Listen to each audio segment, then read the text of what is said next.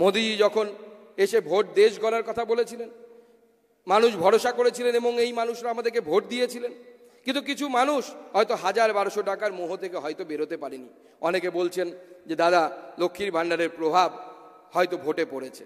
আমি জানি না, আগামী দিনে সেটা নিয়ে হয়তো যখন অ্যানালাইসিস করা হবে তখন হয়তো আমরা এর সঠিক কারণ দেখতে পারবো। কিন্তু আমার মনে হয় যে অবশ্যই এটা একটি কারণ হতেই পারে, একে অস্বীকার করা যায় না। তাই আমাদের ঘরে ঘরে গিয়ে বলতে হবে যে মা হয়তো 1000 টাকা বা 1200 টাকা পাচ্ছে, কিন্তু তার ছেলে কাজের খোঁজে অন্য রাজ্যে পরিযায়ী শ্রমিক হিসেবে যেতে হচ্ছে।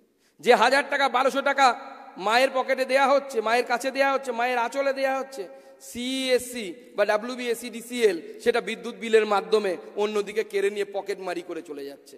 তাই তৃণমূল কংগ্রেস সরকারের ও রোলটা ঠিক অনেকটা পকেট মারের মতো। সামনে আপনাকে 1000 টাকা 1200 টাকা দিচ্ছে, ঠিক পেছন থেকে পকেটটা মেরে ইলেকট্রিক বিল, মদের দাম, পেট্রোলের দাম, পেট্রোলের উপরে ডিজেল বসানো, তরি তরকারির দাম, তাতে তৃণমূল ফোরেদের মার্জিন, তাতে কাটমানি, এর মাধ্যমে তারা পকেট মানি করে নিয়ে যাচ্ছে। তাই আজকে মাননীয় মুখ্যমন্ত্রীর দেয়া এই আশ্বাসে কিছু মানুষ হয়তো বোকা হয়েছে।